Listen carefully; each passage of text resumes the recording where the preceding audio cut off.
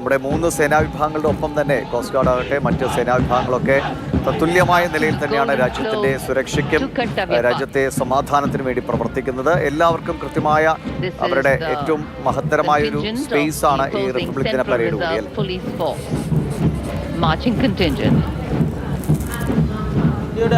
ഈ സൈനിക ശക്തി വിളിച്ചോതുന്ന ഒരു റിപ്പബ്ലിക് ദിന പരേഡിനാണ് ഇപ്പോൾ കർത്തവ്യപഥ് വേദിയായിക്കൊണ്ടിരിക്കുന്നത്. സൈനിക ശക്തിക്ക് ഉപരിയായി ആത്മനിർഭർ ഭാരത്, ഇന്ത്യ ഈ പ്രതിരോധ ലേഖത്തൊക്കെ കൈവരിച്ചിട്ടുള്ള തദ്ദേശീയമായി വികസിപ്പിച്ചിരിക്കുന്ന ആയുധങ്ങൾ, അതിൻ്റെ പ്രദർശനം കൂടിയാണ് നടക്കുന്നത്. നമുക്ക് ഈ ദൃശ്യങ്ങളിൽ തന്നെ പലപ്പോഴായി കാണാൻ വേണ്ടി കഴിയും. പ്രധാനമന്ത്രി വിശിഷ്ട അതിഥികളുമായി സംസാരിക്കുന്നത് കാണാൻ വേണ്ടി കഴിയും. നേരത്തെ DRDOന്റെ തയ്യാറാക്കിയ ഈ ദീർഘദൂര കപ്പൽവേദ മിസൈലുകളെ സംബന്ധിച്ച ദിവിഷ് പറയുന്നുണ്ടായിരുന്നു. ഇന്ത്യയുടെ ഏറ്റവും അഭിമാനമായ ഈ ദീർഘദൂര കപ്പൽവേദ മിസൈലുകളാണ് ഈ DRDOയ്ക്ക് വേണ്ടി DRDO തയ്യാറാക്കിയ ആ മിസൈലാണ് ഇപ്പോൾ പരേഡിൽ ഈ തയ്യാറാക്കിയിരിക്കുന്നത്. ലോകത്തെ പല രാജ്യങ്ങളിലും ആ മിസൈൽ വാങ്ങുന്നതിനുള്ള താല്പര്യം ഇതിനോടകം തന്നെ പ്രകടിപ്പിക്കുകയും ചെയ്തിട്ടുണ്ട്.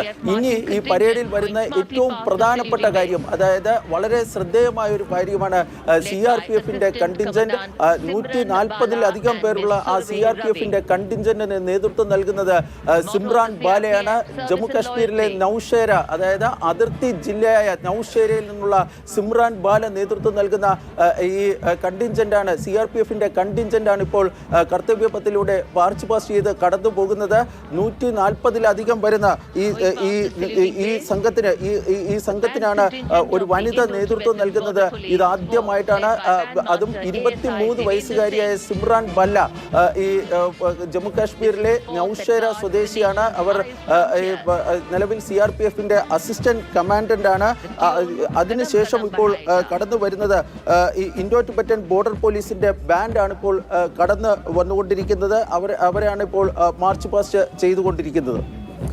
ഇൻഡോ ടിബറ്റൻ പോലീസ് എന്നാൽ ഇന്ത്യ ചൈന അതിർത്തി സംരക്ഷിക്കാൻ വേണ്ടി നിയോഗിക്കപ്പെട്ട സേനയാണ്. 3488 കിലോമീറ്റർ ദൈർഘ്യമുള്ള ഇൻഡോ ചൈന അതിർത്തി. നമുക്കറിയാം ഏതൊക്കെ ഘട്ടത്തിൽ അത് പ്രശ്നബാധിതമായിട്ടുണ്ട്. ഇപ്പോൾ സമീപകാലത്ത് ഇറങ്ങിയ 120 ബഹാദൂർ എന്ന സിനിമയും ഇന്ത്യ ചൈന യുദ്ധത്തിന്റെ കഥ പറഞ്ഞ സിനിമയായിരുന്നു. അങ്ങനെ വളരെ പ്രശ്നബാധിതമായ ഒരു അതിർത്തിയായിരുന്നു ഒരു കാലത്ത്.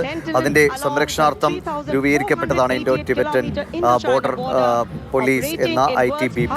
അങ്ങനെ വളരെ പ്രധാനപ്പെട്ട, ഒപ്പം തന്നെ 19,000 അടി ഉയരത്തിൽ വരെ, അത്രയും വളരെ പ്രതികൂലമായ കാലാവസ്ഥയിൽ -45°C വരെ വരുന്ന കാലാവസ്ഥയിൽ സേവനമനുഷ്ഠിക്കുന്ന ധീരരായ യോദ്ധാക്കളാണ് ITBPയിലേത്. അവരുടെ മാർച്ച് പാസ്റ്റാണ് ഇപ്പോൾ കടന്നു പോകുന്നത്. അതിന് നേതൃത്വം നൽകുന്നത് അസിസ്റ്റന്റ് കമാൻഡർ പഗർ ജനാർദ്ദനൻ കലു, അദ്ദേഹമാണ് അതിന് നേതൃത്വം നൽകുന്നത്. അപ്പം 144 സൈനികരാണ് സംഘത്തിൽ ഭാഗവാക്കാകുന്നത്. പോലീസിന്റെ ഊഴമാണ്. പ്രത്യേകിച്ചും ഡൽഹി പോലീസ്, തലസ്ഥാന നഗരിയിലെ സുരക്ഷ ഉറപ്പുവരുത്തുന്ന ഡൽഹി പോലീസിന്റെ ബാൻഡ് കടന്നു വരുന്നു. അതിന്റെ മാർച്ച് പാസ്റ്റിന് നേതൃത്വം നൽകുന്ന assistant commissioner of police Anand Dhanraj Singh IPS ആണ്. ശാന്തി സേവ ഓർ ന്യായ, പീസ് സർവീസ് ആൻഡ് ജസ്റ്റിസ് എന്ന ആശയത്തിൽ അധിഷ്ഠിതമായിട്ടാണ് ഡൽഹി പോലീസിന്റെ പ്രവർത്തനം. ഡൽഹി പോലീസിന്റെ every member is above 6 feet tall in height. What an imposing and majestic bearing. കൗതുകരമായ ക്യാമൽ കണ്ടിൻജന്റ് ആണ് കടന്നു വരുന്നത്. स्वागत कीजिए रेगिस्तान के जहाज का ऊंट, राजस्थान के थार रेगिस्तान और कच्छ के रण के दुर्गम इलाके में सीमा पर तैनात जवानों के एकमात्र भरोसेमंद साथी. ये है सीमा सुरक्षा बल के दस्ते में ऊंट चेतक पर सवार कंटिंजेंट.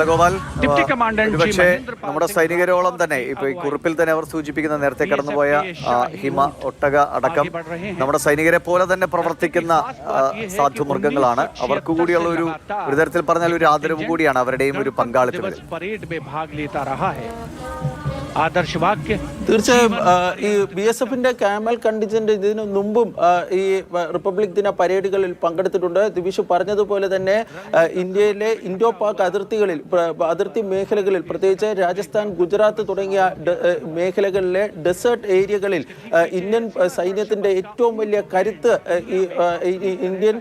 ഈ BSFന്റെ മറ്റും കരുത്ത് ഈ ക്യാമൽ കണ്ടിൻജന്റ് ആണ്. അതുകൊണ്ട് തന്നെ ഈ റിപ്പബ്ലിക് ദിനത്തിൽ മത്സരങ്ങളിലൊക്കെ സ്ഥിരമായി പങ്കെടുക്കുന്ന ഒരു കണ്ടിൻജന്റ് കൂടിയാണ് ഈ BSFിൻ്റെ ക്യാമൽ കണ്ടിൻജന്റ്.